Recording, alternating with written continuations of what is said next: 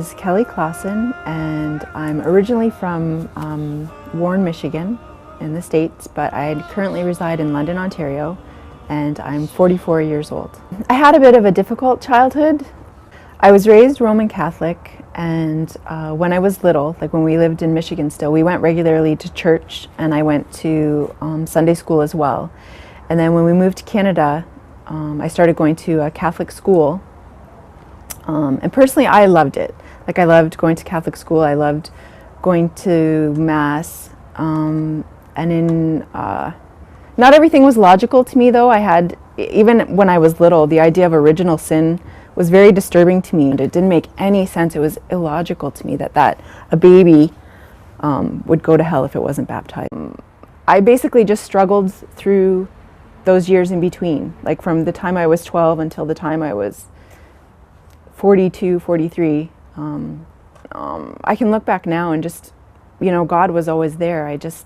I was the one who had turned away from God. He hadn't turned away from me. Prior to a year ago, last December, I really had absolutely no idea about Islam at all. I know I had heard about Muslims during 9/11, but it wasn't anything. I didn't know anyone. I had formed no opinion. If somebody had asked me at that time, I would have been, I know nothing about it. I think they don't eat pork, and they wear headscarves, and that's the extent of my knowledge. I had nothing, and I had no interest in it either. But 2 or 3 years ago, I knew that I missed God in my life. And then I met someone online and started talking with them, and they were a Muslim, and that didn't mean anything to me. Sent me a few lectures, and the lectures actually were of Brother Rajabali, I believe, is in Dearborn. And the first lecture that I watched, he talked about original sin, which of course, because I'd had such difficulty with as a child, it was perfect.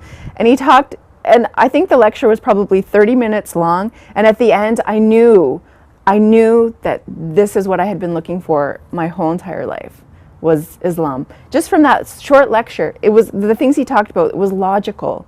Like the original sin, and he talked about Adam and Eve and everything, and it just resonated with me. And so that was the beginning. From there, I just started watching everything I could find on YouTube.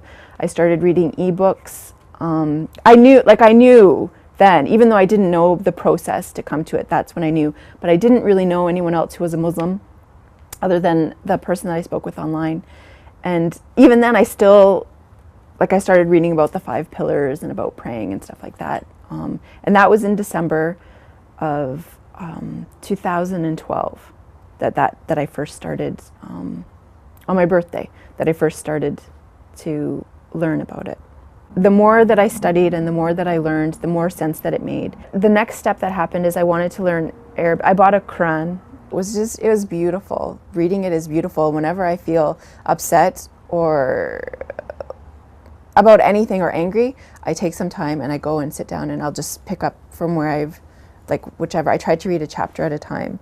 And when I'm feeling upset, I sit down and read, and it's instantly relaxing and calming. And somebody had recommended that to me, a sister. She's like, well, if you're just feeling upset or your kids are acting crazy, just go and sit down and read some verses, and you'll be amazed at and it's true. It's beautiful. It's just beautiful. Actually, how I came to follow the path of the Ahlul Bayt is that in itself is interesting, because many years ago, about 8 or 9 years ago, I had read a book called The Tao of Pooh, which is about Taoism based on the stories of Winnie the Pooh. I had heard about it. I'd loved the Winnie the Pooh stories as a child, and so I was like, I'm going to read this. And there was a line in that book that said, I can't remember the context of it, but it was, be still and listen for the calling of the 12.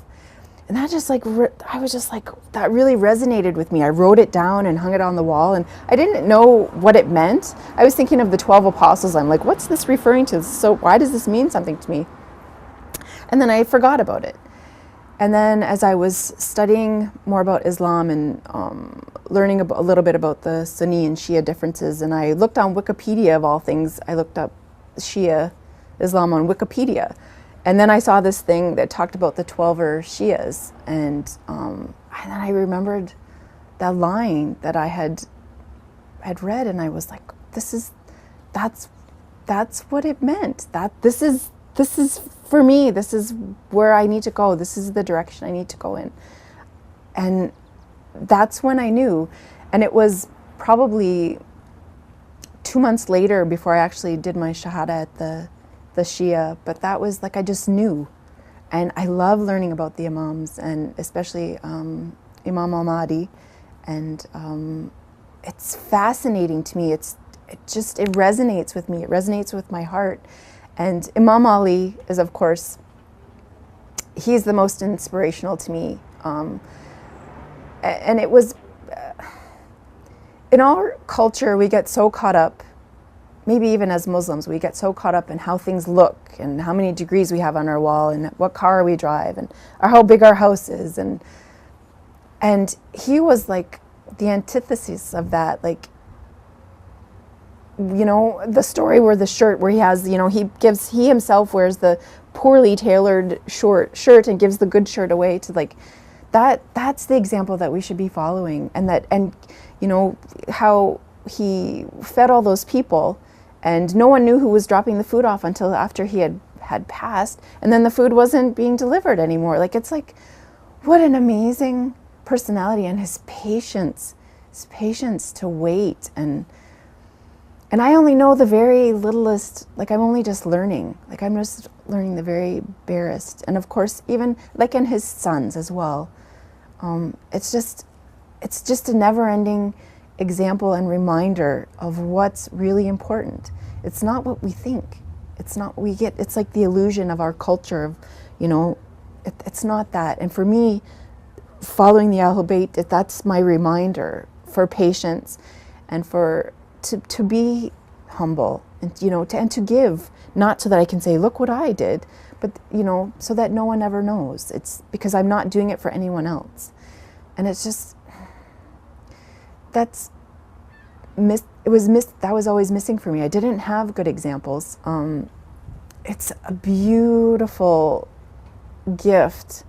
Fasting is a beautiful gift. It is a prescription for health, not just physical health, but spiritual and emotional. And so I'm really looking forward to it. It's going to be more challenging, obviously, this year. I'm working and with the kids and things like that, but I'm looking forward to it so much. Because you wonder, like, why do all the Muslims look so forward to Ramadan? Like, what, they don't want to eat for a month? Like, that's crazy. But it's beautiful. It's a beautiful thing.